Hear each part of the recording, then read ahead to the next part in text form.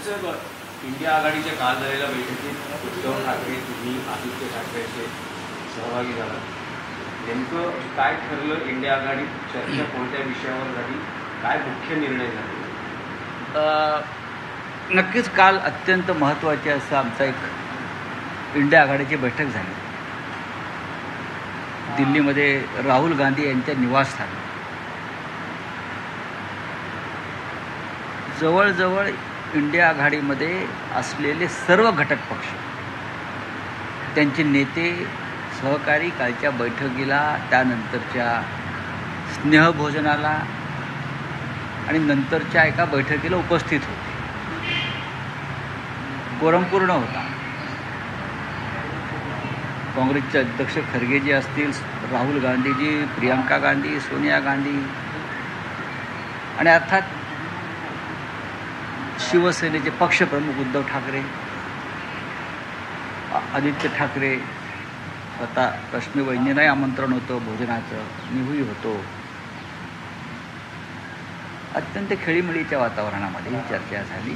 राहुल गांधींनी काल आम्हालासुद्धा व्होट चोरीचं एक प्रेझेंटेशन दिलं. थोडक्यात ते अत्यंत धक्कादायक होतं. आणि नंतर स्नेहभोजनानंतर आम्ही एक महत्त्वाचे काही विषय जे होते त्याच्यावर चर्चा केली, बैठक घेतली आणि बैठक संपली.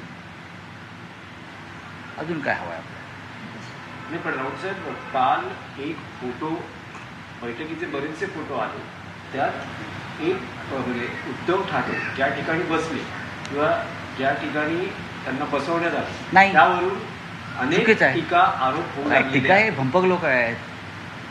आम्ही घरी गेलो आहे, समोर स्क्रीनवरती काही प्रेझेंटेशन होतं. स्क्रीनवरती उद्धवजींना पुढे बसवलं. उद्धवजीचं म्हणणं पडलं की स्क्रीनच्या समोर बसले, आपण सिनेमा बघतो तर ते थोडं त्रास होतो पाहताना किंवा नीट दिसत नाही. आम्हाला हे पाठीमागून जाऊन, आम्ही सगळेच गेलो पाठीमागे, कमल हसन असतील, अमुक असतील, कारण तो स्क्रीन जो असतो सिनेमाचा, जेव्हा पहिल्या रांगेत जाऊन तुम्ही पाहता, जब आप पहले लाइन में बैठो, तो स्क्रीन के साथ आपका जो आई टू आई कनेक्शन होता है, उससे आपको तकलीफ होती है देखने में, समझने में. तो हम खुद ही उठकर पीछे चले गए, क्योंकि वो अलग जगह थी, वो बैठने की जगह नहीं थी, प्रेजेंटेशन का जगह है. वो प्रेजेंटेशन चल रहा था वहाँ. ये जो फालतू लोग हैं, IT सेल वाले, बीजेपी के या किसी के, उनको समझना चाहिए. और भी तस्वीरें आपने देखी नहीं क्या उद्धव जी की? उद्धव जी, रश्मि भाभी जी, आदित्य जी, ये एक ही फैमिली थी जिनको कल राहुल जी, प्रियंका जी और सोनिया जी ने जो नया घर है राहुल जी का, वो पूरा घर दिखाया, कैसा बना है, कैसे पेंटिंग है, क्या लगाया है. और पूरी बैठक ख़त्म होने के बाद भी आधे घंटे तक ये अंदर पूरे उनको दिखाए थे. तो ये कहाँ बैठे हैं? प्रेजेंटेशन है ये. प्रेजेंटेशन में जहाँ सुविधा होती है देखने के लिए, वहाँ जाकर लोग बैठते हैं. वो बीजेपी के वोट चोरी के खिलाफ प्रेजेंटेशन चल रहा था वहाँ. समझा? कुछ भी बोलते हो आप. कौन सा भी एक फोटो निकाल, मैं भी खुद बैठा था, कमल हसन थे, पवार साहब भी हमारे साथ बैठे थे उधर, क्योंकि आगे से दिखने में थोड़ी तकलीफ हो रही थी. बहुत लाइट जल रहे थे क्योंकि ओपन स्पेस में प्रेजेंटेशन चल रहा था. और वहाँ उस तरह से बैठने की अरेंजमेंट की थी. प्रमुख नेताओं को आगे बिठाया था, लेकिन उद्धव जी उसमें से टेक्निकल और डिजिटल बातों में थोड़े माहिर हैं. तो यहाँ ठीक से दिखेगा नहीं, इथून नीट दिसणार नाही, ते मागे आले. मैंने भी पूछा, नहीं यहाँ से दिखता नहीं है ठीक से, थोड़ा पीछे जाकर और समझ लेंगे. मेरे पास वो फोटो है, देख सकते हैं. सर, नरेश मस्के आहे ते हे सांगतात की शिवरायांचा वारसा आहे आणि ते कुठे ना कुठे मागे बसतात, म्हणजे ते अपमान होत आहे. रिझर्व सीट्स का नव्हते? अरे त्या मस्केला सांग, दुतोंड्या गांडुळा, बाळासाहेब ठाकरेंची शिवसेनेच्या नावाची शिवसेना तोडताना तुम्हाला हे दिसलं नाही का? मान अपमान. हां, इथे येऊन चाटुगिरी करता मोदी आणि शहांची महाराष्ट्र. तेव्हा तुम्हाला शिवरायांचा महाराष्ट्र दिसत नाही का? आमचं बघू ना, आमचं बघू घ्या. ते अभिमुक्तेश्वरानंद नावाचे शंकराचार्य आहेत, हां, जे एकनाथ शिंदे यांच्या निवासस्थानी जाऊन त्यांना आशीर्वाद देत असतात, काही धार्मिक विधी करत असतात. तर त्या अभिमुक्तेश्वरानंद शंकराचार्यांना शंकराचार्य म्हणून स्टेट गेस्टचा दर्जा असतो. माहिती आहे का आपल्याला? शंकराचार्यांना राजशिष्टानुसार स्टेट गेस्टचा दर्जा, माझ्या माहितीप्रमाणे त्यांचा स्टेट गेस्टचा दर्जा काढून घेतला गृहमंत्रालयानं महाराष्ट्राच्या. का? त्याचं उत्तर या फसके कोणात त्यांनी द्यावं. बहुतेक आशीर्वादाचा अजीर्ण झाला असेल. अभिमुक्तेश्वरानंद यांचा स्टेट गेटचा दर्जा महाराष्ट्रामध्ये काढून घेतला. इतरत्र आहे तर महाराष्ट्रात काढून घे. शंकराचार्यांचा हिंदुत्ववादी जे आहेत ना, शिवसेनेवाले डुप्लिकेट, आशीर्वाद महाग पडले बहुतेक शंकराचार्यांना. काय नेमकं कारण काय आहे? कारण तुम्ही समजून घ्या, कारण तुम्ही समजून घ्यावे. रावसाहेब, आणखी एक विषय असा होता की जे प्रेझेंटेशन राहुल गांधींनी मतचोरीबाबत केलं, निवडणूक आयोगानंही त्यांना म्हटलेलं आहे की तुम्ही शपथपत्रावर हे सगळे पुरावे घ्या. निवडणूक आयोग हा भारतीय जनता पक्षाचा हस्तक आहे, नोकर आहे. हे जे वारंवार आम्ही म्हणतो, राहुल गांधींनी जी माहिती दिली ती स्वतःची माहिती नाहीच आहे, ती त्यांच्या वेबसाईटवर आहे. त्यांच्या वेबसाईटवरून हा क्राईम त्यांनी शोधला. निवडणूक आयोगाची चोरी ही निवडणूक आयोगाच्या वेबसाईटवरून शोधली आहे. शपथपत्र कसलं घेत आहे